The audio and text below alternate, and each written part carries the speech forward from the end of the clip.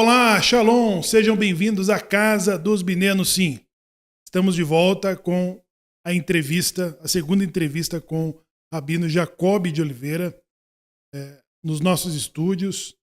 E nesse podcast, o Rabino Jacob de Oliveira, que já falou sobre a sua experiência, como que foi a investigação sobre suas origens judaicas, até o momento em que se tornou um cidadão israelense, serviu o IDF, e também estudou, fez yeshivá, importantes centros de estudos judaicos em Israel. E hoje, como conceituado rabino no Brasil, ele se dedica grandemente às tradições, as tradições ocultas, deixadas como legados dos Binenos Sim, né? A cultura cripto-judaica que os brasileiros trazem no seu comportamento, nas suas reações, e muitos deles não fazem ideia do que se trata. E hoje o Rabino vai trazer muitas informações, vai nos falar sobre essas tradições, os católicos, os evangélicos, os brasileiros que têm essa origem, e que isso, além dos nomes, dos registros, além de todo o rastro documental que as pessoas deixam, registro de batismo, registro de óbito, o lugar onde foi enterrado, por onde chegaram no Brasil. Então, os genealogistas hoje estão traçando, estão buscando essas origens, que são acompanhadas e confirmadas pelos comportamentos, pelos diversos comportamentos judaicos, cripto-judaicos, que os brasileiros trazem e não fazem ideia dos seus significados. Olá, Rabino, seja bem-vindo. Obrigado, Shalom. Rabino, a primeira pergunta que eu vou fazer ao senhor, nesse sentido, existe algumas igrejas no Brasil, por exemplo, existe registro até do historiador Paulo Valadares, que registrou que algumas igrejas em São João do Meriti, no Rio de Janeiro, e algumas igrejas em Minas Gerais, elas são igrejas num formato de mosteiros, em que essas comunidades cristãs, católicas, foram desenvolvidas por cripto-judeus, por Benanussi, os Binenos Sim, que organizavam as famílias e eles mesmos organizavam suas próprias comunidades. Quando não, o padre, o bispo, eram também um judeu que mantinham as suas tradições ocultas. E a curiosidade que ele fala nesse relato da história do nosso país é que essas igrejas, elas adotavam santos bíblicos, por exemplo, São Jonas, Moisés, Samuel, ou seja, elas não faziam uso de divindades ou de santos do Novo Testamento ou de outras origens, já como uma forma de alta preservação, né? O que mais que o senhor acrescenta sobre as descobertas desse mundo oculto judaico que hoje não tem mais a perseguição da Inquisição? Eu diria que entre os nomes mais citados desses santos, chamam os cristãos de Antigo Testamento, está exatamente a mãe do profeta Samuel. Daí vem o sobrenome Santa Ana. Santa Ana. E é muito interessante porque é o nome que mais sai em todas as comunidades, ou quase todas, onde houve Binenos Sim. Outra coisa que, aliás, foi o professor Valadares também, que chamou a atenção isso, quando eu relatei que minha família tem origem judaica, porque criaram uma capela em Oliveira dos Brejinhos. Então, por que a família criou uma capela que foi a que deu origem a Oliveira dos Brejinhos? E essa capela, ela foi exatamente o começo da nova vila, Oliveira dos Brejinhos, na Bahia. E é interessante porque isso aí foi desenvolvido de uma forma que exatamente servia como uma identidade, uma identificação. Eu me esqueci do nome que colocaram, mas ele chamou a atenção para o nome, exatamente.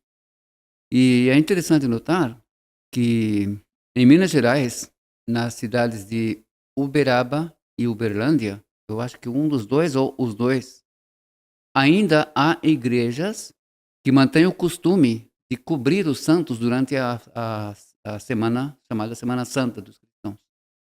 E para quem não sabe, as casas, como eu falei no relato anterior, muitas das famílias mantinham alguma imagem exatamente para servir de um disfarce. E esse disfarce, durante a Semana Santa, era coberto.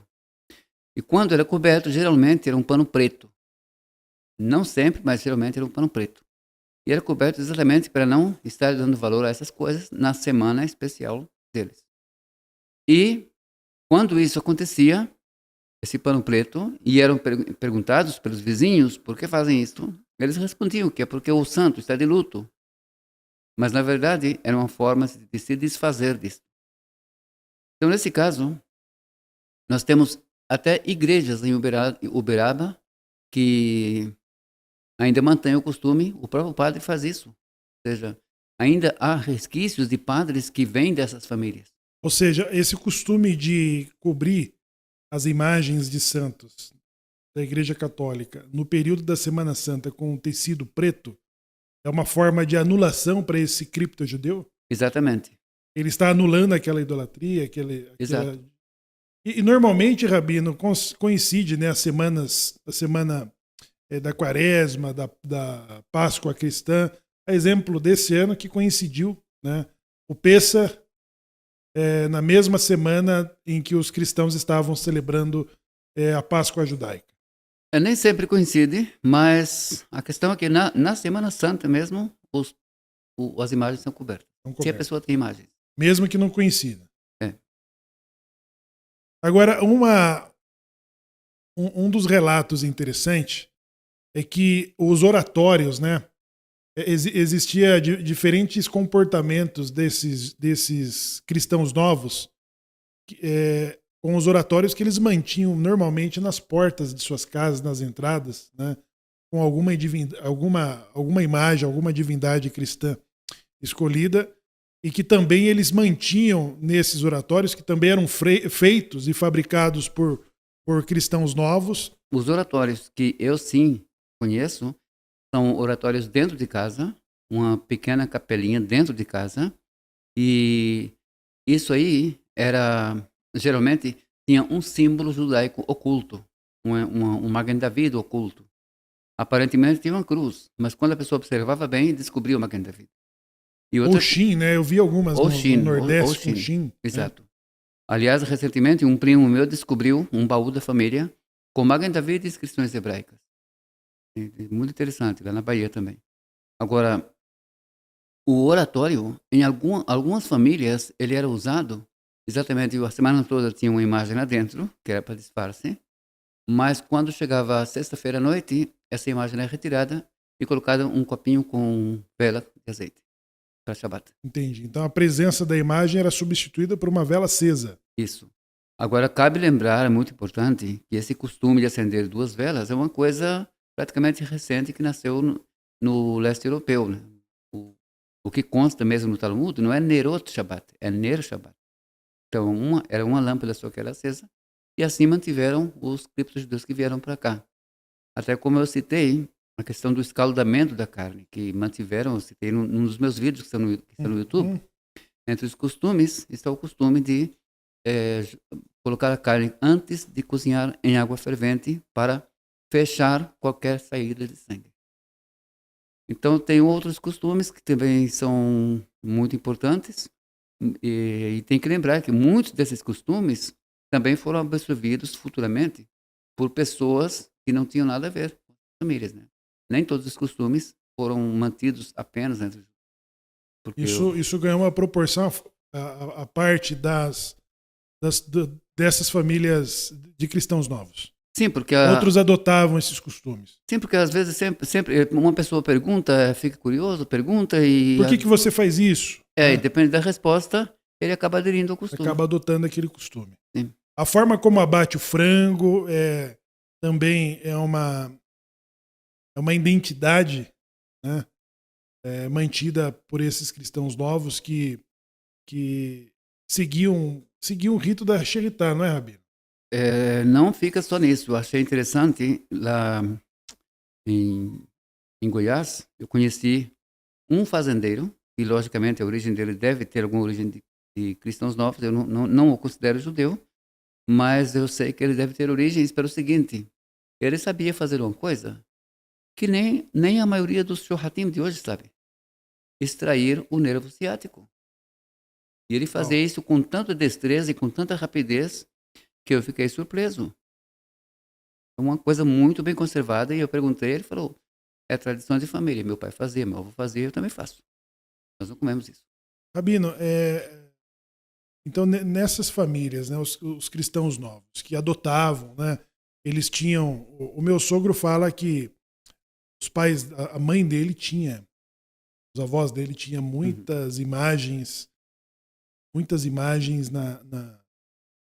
em todo canto da casa, principalmente no quarto. Eles mantinham algum santuário ali onde era intensa a presença dessas imagens. Era uma forma deles provarem para os cristãos velhos de que eles eram cristãos.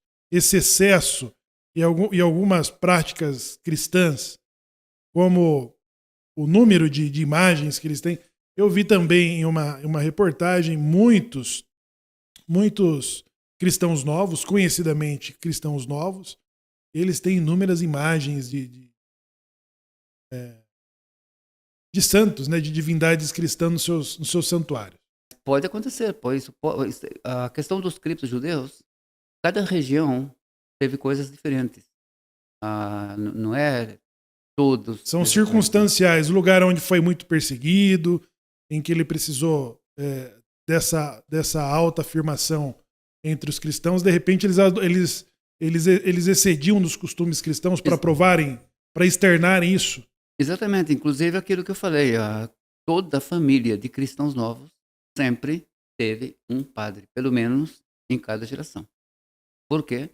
Porque naquela época só os padres tinham acesso à Bíblia, só os padres tinham acesso a escritos filosóficos do clero, e isso eram coisas que eram de suma importância para o pessoal que queria direcionar, que queria ajudar no conhecimento, no dia a dia do pessoal de origem judaica. Então, os padres, eles eram exatamente colocados lá para servir ao povo. E foi o caso, inclusive, de da minha família no México, que se chamava, não sei o que, de Oliveira. E esse Oliveira, ele provou, com a genealogia que a família tinha, nosso nome era Benveniste, então nós tínhamos uma genealogia muito extensa que chegava até o profeta Samuel, até Corá. E essa genealogia, ele trouxe e provou por A mais B ao clero que ele era descendente direto de José de Arimateia, que concedeu o túmulo ao Messias cristão. Ele conseguiu uma ligação, uma ligação inusitada de ninguém mais, ninguém menos do que um senador que teve os cuidados finais do corpo de Jesus. Exatamente. É que não davam direito a nenhum padre que tivesse origem cristã nova. Ele tinha que ter pureza de sangue. Sim, para ser bispo tinha que ser isso. Agora, ele queria ser bispo porque ele ia poder agilizar mais e observar mais e saber mais. Então, ele chegou e provou que ele era descendente de José de Arimateia. Agora, Yosef é um nome muito comum. Arimateia era uma cidade. Quantos José tinham lá, eu não sei.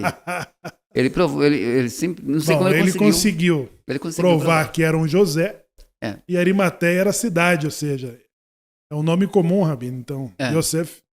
E realmente a cidade de origem dos Oliveira é Ramataim, ou Ramataim Tzofim, que se chama Arimateia no livro dos cristãos. E provando ser um descendente de José de Arimateia, ele conseguiu essa elevação episcopal, é isso? Exatamente. Se tornou bispo. Exatamente. Com a finalidade de ajudar. Mas teve alguns padres que também perderam a paciência. Nós temos o Manuel de Oliveira, aqui em Minas Gerais, tivemos o Manuel de Oliveira, que quando veio o visitador, o que ele fez? Os badalos, os sinos da igreja eram obrigados que tocassem por muito tempo até o visitador da Inquisição entrar na cidade.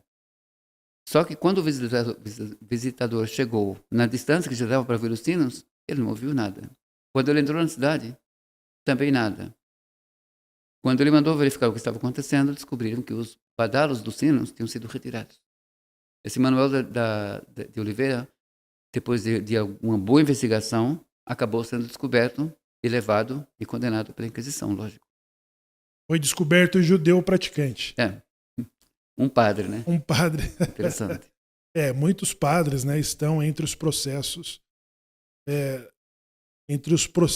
e as vítimas daqueles que foram condenados no Tribunal do Santo Ofício em Lisboa, estão nos arquivos antes secretos e hoje são arquivos públicos, né, que estão revelando inúmeras pessoas, inúmeros brasileiros, têm sido ferramentas para os genealogistas, os historiadores que se aplicam em buscar essas origens. É uma grande ferramenta. E agora, com o avanço, Rabino, da tecnologia, a velocidade da informação, muitas pessoas estão fazendo com precisão essas buscas, né? É sabido que esses visitadores, esses inquisidores, eles eram peritos em buscar essas origens em pessoas de que já passavam desapercebidos numa sociedade de cristãos velhos, já faziam parte de uma primeira classe, né? De uma sociedade de primeira classe, mas que a Inquisição ela era um caça-níqueis, né? Ela procurava os bens e fortunas de judeus e eles conseguiam chegar até a 7ª geração. Quando encontravam um judeu, um judaizante, ou uma pessoa que um judeu, um cristão novo com crime de judaísmo, de prática judaizante, então eles conseguiam perseguir, né, essas gerações até 7 gerações. Recentemente eu vi uma reportagem, o Rabino de repente pode confirmar, sobre o Knesset falando sobre o reconhecimento das gerações. Parece que a agência judaica ela vai reconhecer até a 3ª geração para aliar, sendo que no Holocausto, a SS, a Gestapo, elas buscavam nos europeus até a 10ª geração dessas pessoas que passavam desapercebidos ou que chamavam a atenção, como esse padre, né, para ver se ele tinha essa ascendência, se ele tinha essa origem judaica. Então, Rabino, isso era muito comum, né? Na busca de um judaizante, na busca da fortuna, principalmente se o suspeito era dono de engenho, né? se ele tinha aquisição, se ele tinha propriedade, se ele tinha fortunas, ou se os seus parentes tivessem fortunas, certamente ele seria alvo da investigação das suas origens judaicas. Exatamente, e essa é a origem do Santo do Pau Oco. O Santo do Pau Oco. Já ouviu falar disso? Já ouvi falar. O que significa, Rabino? Santo do Pau Oco nasceu em Minas Gerais, entre as pessoas de origem judaica, e começaram a fazer imagens, segundo aquelas imagens que os cristãos faziam, e só que oco por dentro, onde eles colocavam todo o ouro que eles conseguiam para evitar que, quando viessem o pessoal de Portugal, levassem tudo. Então, nas imagens era o cofre. Onde eles colocavam as pedras preciosas? Sim. Ouros. Se tornou coisas de valores. Santo do Pau Oco. Interessante. É por isso que dizem hoje, quando chega uma pessoa, você é um santo do Pau Oco. Quer dizer, você não é um santo verdadeiro, você é um santo falso. Falso. Porque os judeus usaram esses santos falsos. Faziam uso. Para esconder o dinheiro. Muito bem. Uma outra curiosidade, Rabino, nós já falamos aqui do abate, né? Alguns comportamentos, como apontar o dedo para as estrelas, não varrer o lixo, varrer a casa passando com o lixo pela porta. O que significa isso, Rabino? esses A questão do costumes? lixo, aliás, tem alguns lugares que o costume vai mais do que simplesmente varrer em direção à saída. Tem muitos lugares que até hoje mantêm o costume de levantar o lixo antes de passar pela porta, por causa, no passado, pelo respeito à mezuzá. Então, a questão é que o costume judaico é varrer em direção à, à saída da casa, ao fundo da casa. E quando tinha algum enterro, então, era para a saída, para a entrada da casa. Varrer ao contrário. Então, varrer ao contrário se tornou um sinal de mau presságio. E a mesma coisa, quando voltavam do cemitério, deixavam os sapatos fora de casa, entravam, já tomavam banho, trocavam de roupa. A questão de evitar a terra do cemitério em casa. Então, essas coisas todas ficaram em muitas famílias. O costume de jogar umas pedrinhas em cima do túmulo, cada vez que visita, também há em muitos lugares, principalmente na Bahia. E cobrir os espelhos quando morre alguém, também ficou com muitas famílias. Se uma pessoa faleceu, por 7 dias cobrem os espelhos. E também a questão do enterro em si, né? O enterro enrolado num pano. Muitos casos ainda no Nordeste até hoje levam o falecido num caixão, chegando lá, colocam numa rede e a rede vai direto na terra virgem. Porque isso é muito importante no judaísmo. Ele é sepultado dentro de uma mortalha, né? Dentro de um Não, deve ser uma tecido. mortalha sim, mas eu estou falando sobre a rede, porque ele, no lugar de colocar um invólucro de madeira, colocam um invólucro de pano mesmo para. Né? Muito bem. É, e os nomes, rabinos? Antes do senhor falar dos nomes, né, que as pessoas começam a fazer as suas buscas, né, pesquisas, pelos nomes de origem sefaradita, ou a origem dos nomes, o historiador Dr. Paulo Valadares, ele também desenvolveu um livro chamado Dicionário de Sobrenomes Sefaradita. Né? Sim, O senhor se chama Jacob de Oliveira. Né? sim. O senhor diz que as suas origens ela remonta até o profeta Shmuel Hanavi, Korah. Como que hoje faz essas buscas? Quais são as ferramentas em que as pessoas começam a fazer essas buscas hoje? Veja bem, os Benvenistes, uma parte deles, pelo menos, e os Horowitz, que são ramificações diferentes da mesma família, descendem de Rebbe Zerahiah Halevi.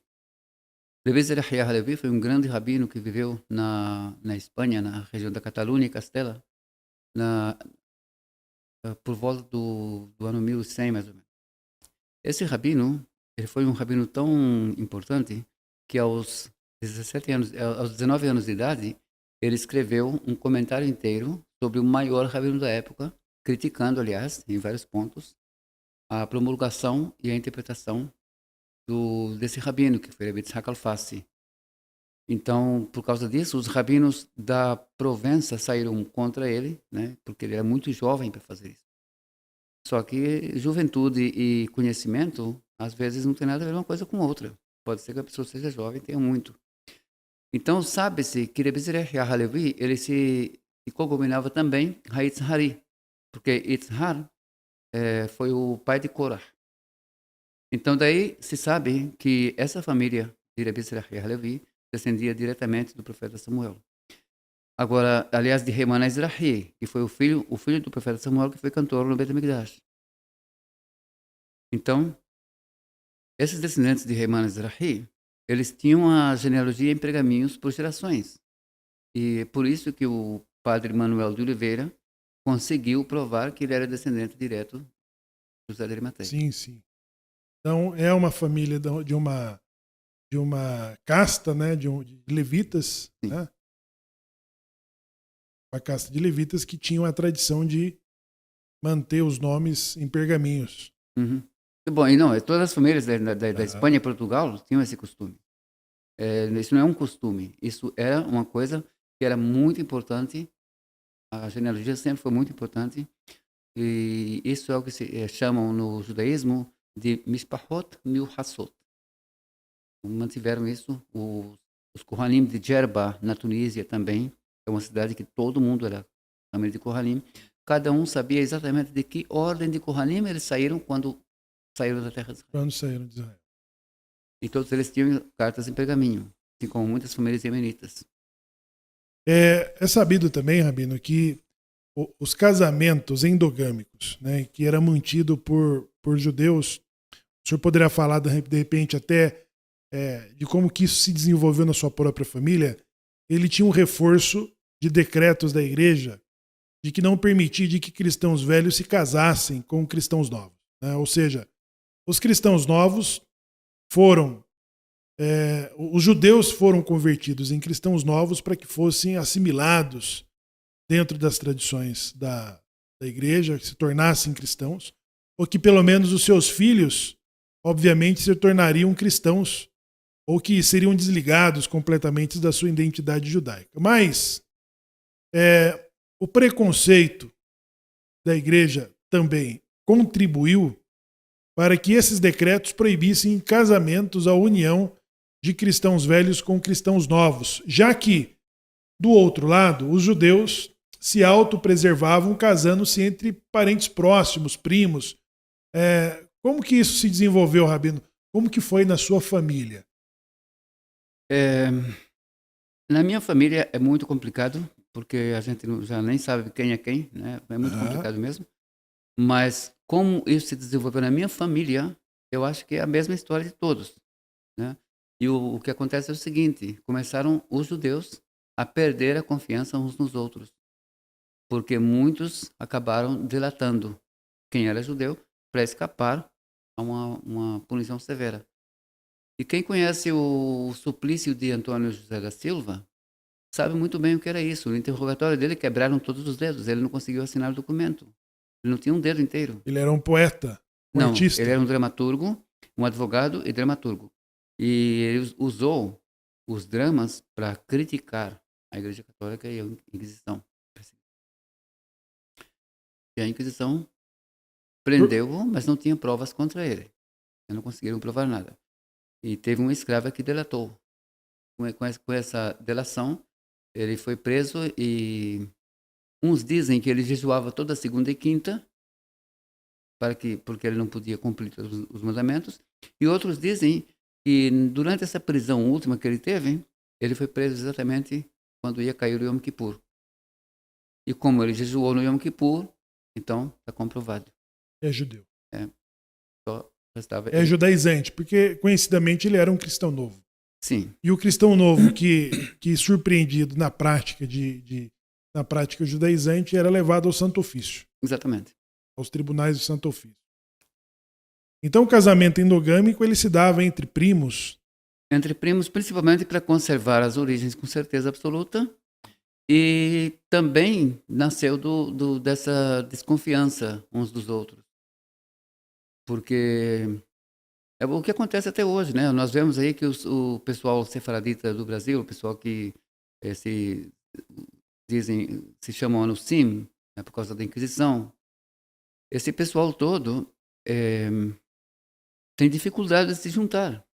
A gente percebe essa dificuldade. Isso é uma mentalidade que foi construída pelos anos da perseguição da Inquisição, porque uns já não conseguiam mais confiar nos outros. Há uma resistência. Sim, não exatamente resistência, uma dificuldade de confiar que o outro não ia delatar. Um bloqueio. Sim. Um bloqueio. Muito bem.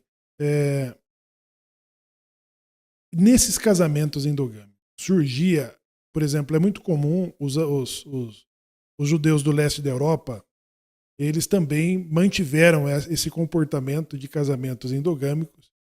E hoje existe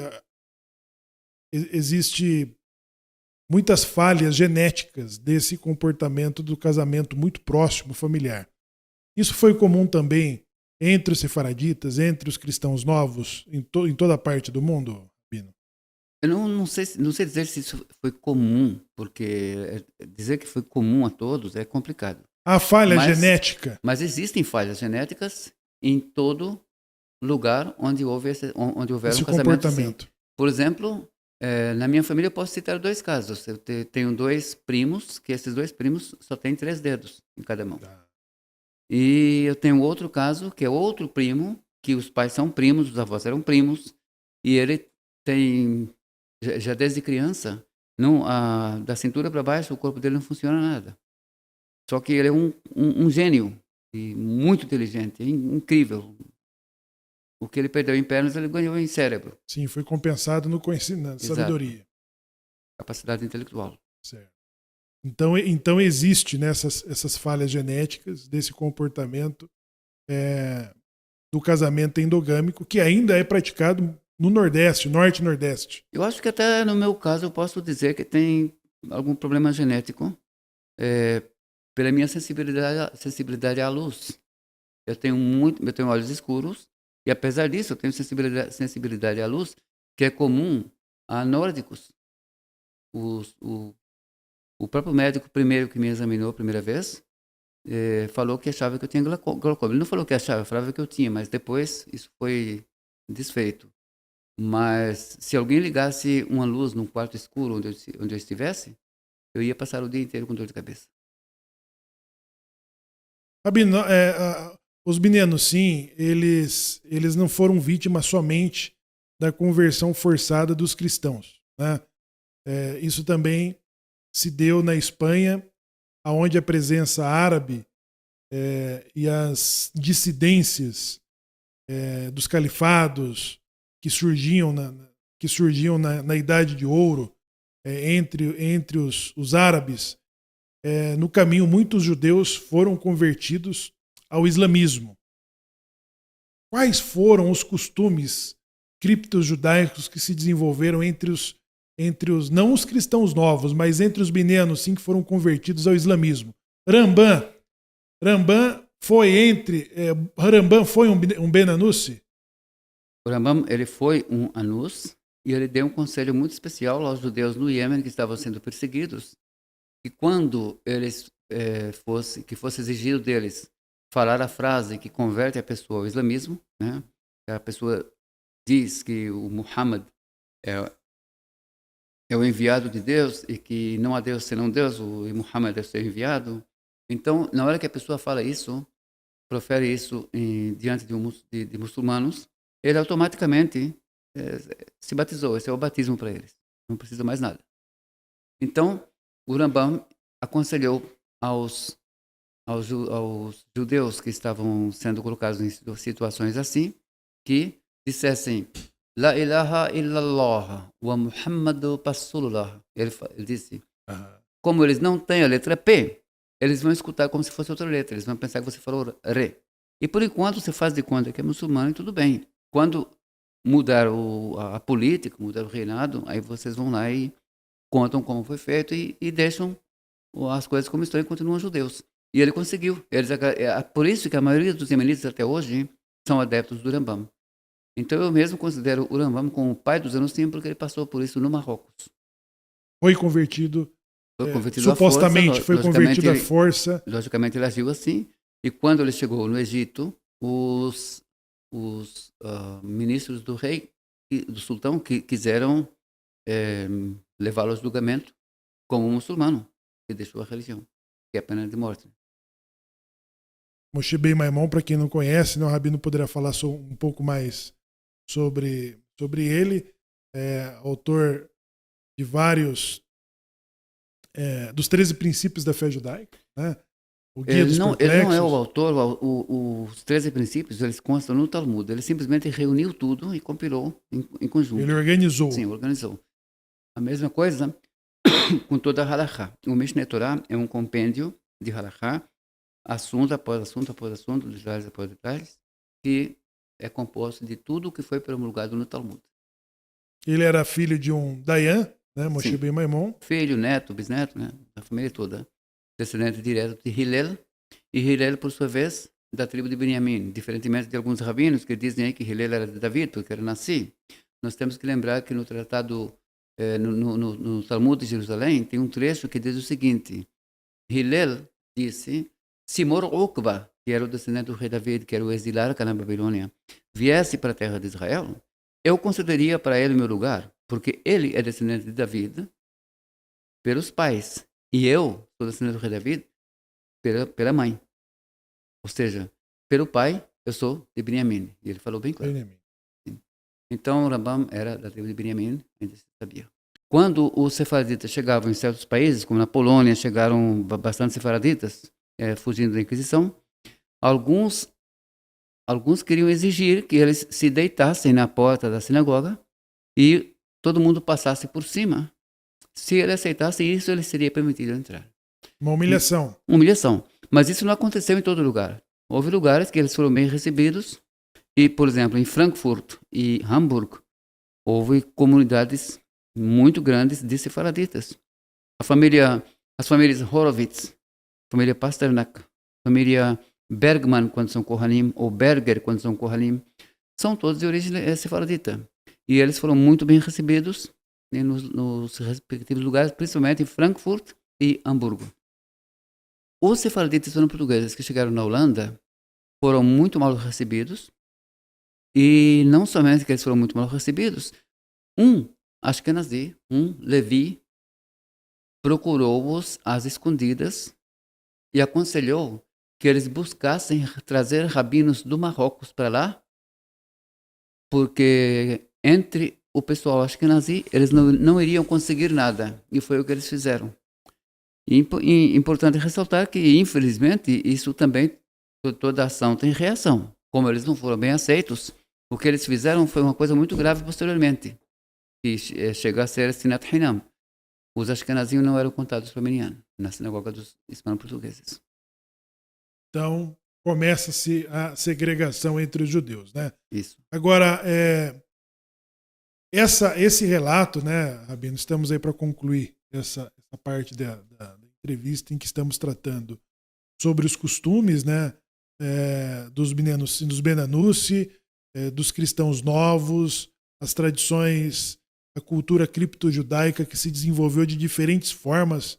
Essa 1 hora de podcast com a presença ilustre do Rabino Jacob de Oliveira não seria suficiente, né, para trazer, para falar, para narrar todos os comportamentos que estão em milhares de brasileiros, não têm exatamente a ideia das suas origens e a que pertence ou da onde vieram, mesmo estando providos, né, de importantes ferramentas, instrumentos e documentos, né, que possibilitam as pessoas fazerem essa religação.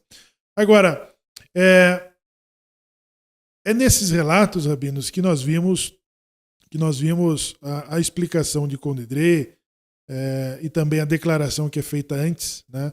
Porque era exatamente no período do Yom Kippur de que muitos desses cristãos novos ou desses judeus que eram convertidos ao islamismo, eles procuravam as comunidades, as escondidas, e havia essa rejeição, essa humilhação, já que os judeus que não se submeteram às conversões forçadas, eles não aceitavam os judeus que preferiram aceitar a conversão do que ser um mártir, ou até judeus que se convertiam voluntariamente para permanecerem nos negócios, já que o trânsito da comunidade judaica, o trânsito desses judeus era muito intenso nas rotas comerciais e também nas classes que estavam próximos às cortes.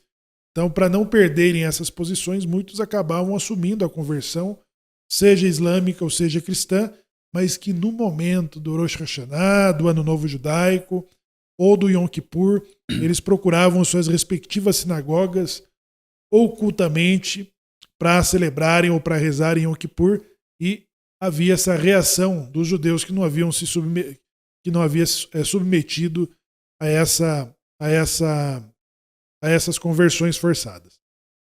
Rabino, isso também acaba por ser um retrato hoje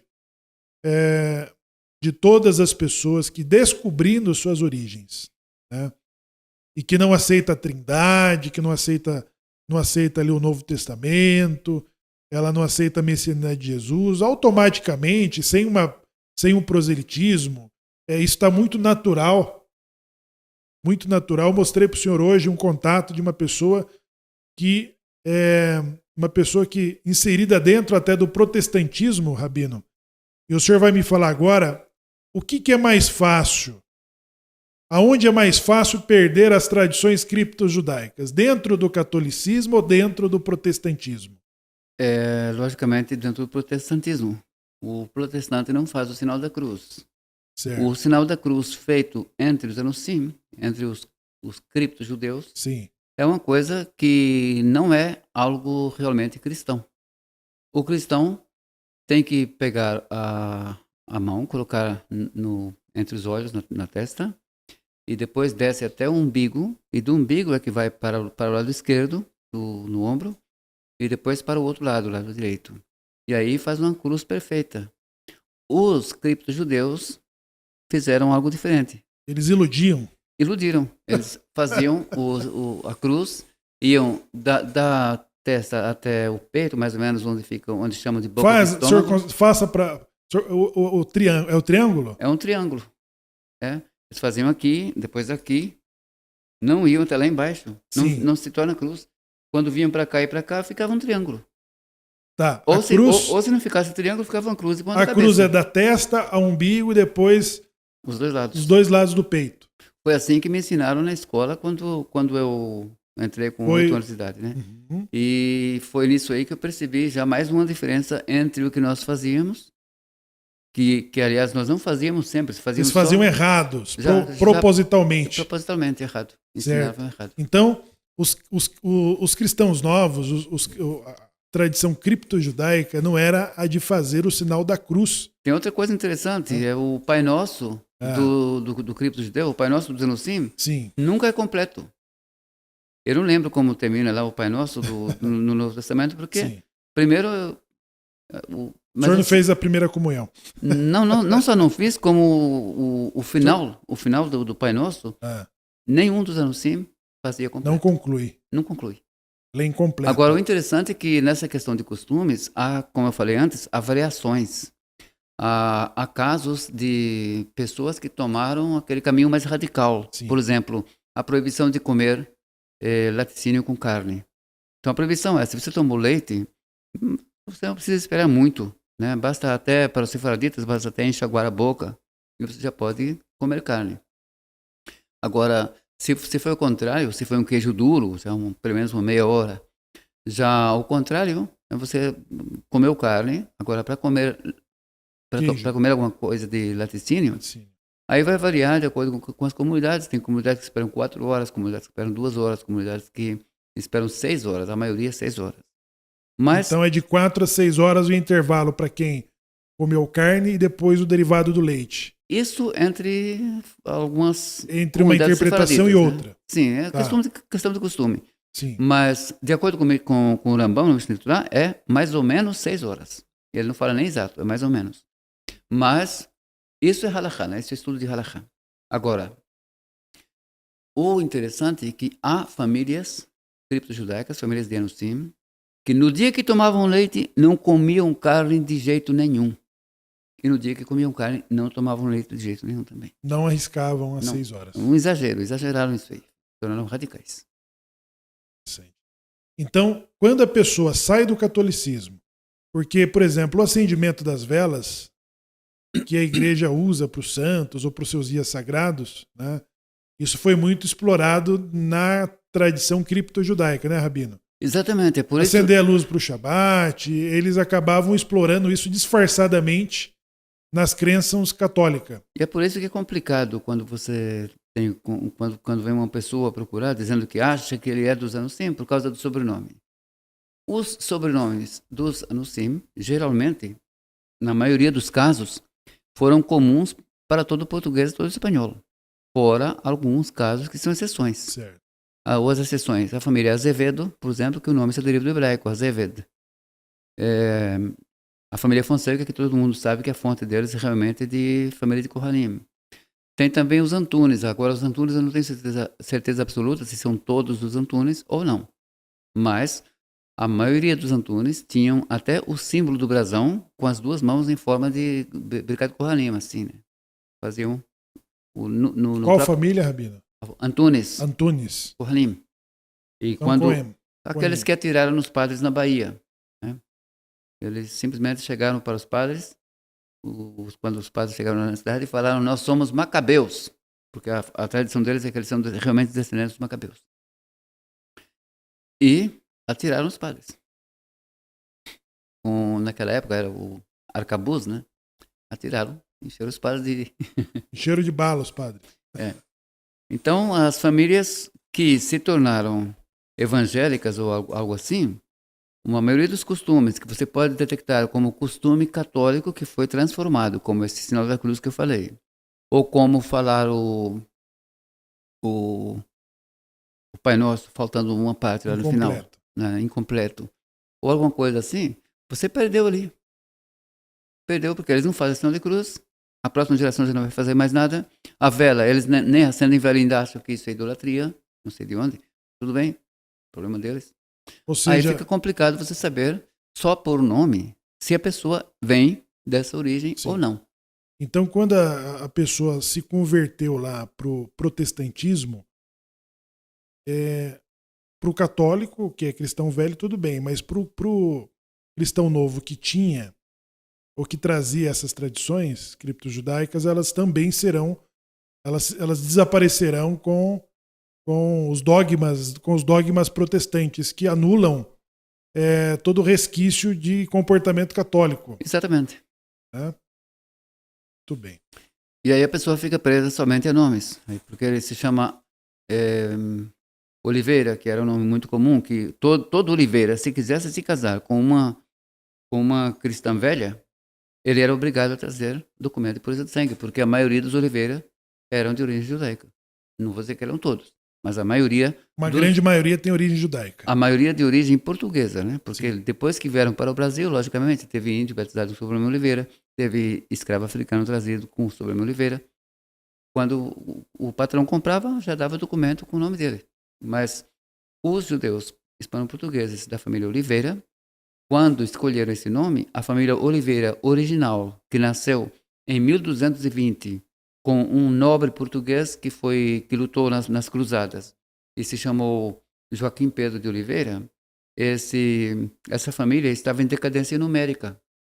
Então os benvenistas que usaram o nome de Oliveira se tornaram a maioria. Que tem as suas origens entre os levitas. Exatamente. Muito bem. Rabino, para nós concluirmos aqui essa entrevista, eu acredito que vai exigir uma outra fala para trazer mais informações importantes, né? Mas para nós concluirmos esse primeiro momento, qual que é a sua orientação hoje à pessoa que está nos acompanhando e se descobre com essas origens, né? Muitas delas acabam procurando a comunidade, a sinagoga que é ali mais próxima a ela, e acabam não tendo ali uma receptividade, né? E hoje existe... o que o senhor orienta a essas pessoas que estão buscando essas origens? E são exatamente as pessoas que não conseguem voltar às suas tradições cristãs. Ela não consegue ir para a missa, ela não vai para a escola dominical, ela não vai mais para suas tradições religiosas, já exatamente por criar uma ruptura com essa convicção e principalmente quando se descobrem com as suas origens judaicas. Eu acho que o que nós temos que fazer é nos unirmos e evitar passar por essas humilhações que acabou de citar, e realmente acontece, infelizmente, e saber levantar nossa própria autoestima, não achar que judeu é só quem veio lá da Europa, que tem algum nome esquisito, porque esses judeus, quando eles vão para as regiões da América Central ou para a Holanda ou Portugal, eles também se deparam com a mesma situação. Os nomes deles é que são estranhos. Lá, onde a maioria é sefaradita, exato, eles passam a ser a minoria. Exato. Eu conheci um Mendonça lá em Israel, um David Mendonça. E ele disse, a mesma família Mendonça aqui no Brasil, né? Então ele disse que teve um Rosenfeld que falou para ele que Mendonça, de onde ele vem, são goim. Ele falou, e lá de onde eu venho, os Rosenfeld também são. Muito bem. É claro, Rabino, que existem muitas sinagogas sefaraditas que também os tratam do mesmo jeito. Uhum. Né? Então, essa desfeita ela não é uma exclusividade askenazi. Então, há muitos relatos de comunidades. Mas geralmente. De comunidades sefaraditas em que elas também, né, elas elas não dão um bom atendimento a essas pessoas que buscam ali um suporte, uma orientação sobre esse retorno. Infelizmente. Rabino, muito obrigado pela sua entrevista. Está aí essas informações, né? Os contatos do Anuncim Brasil.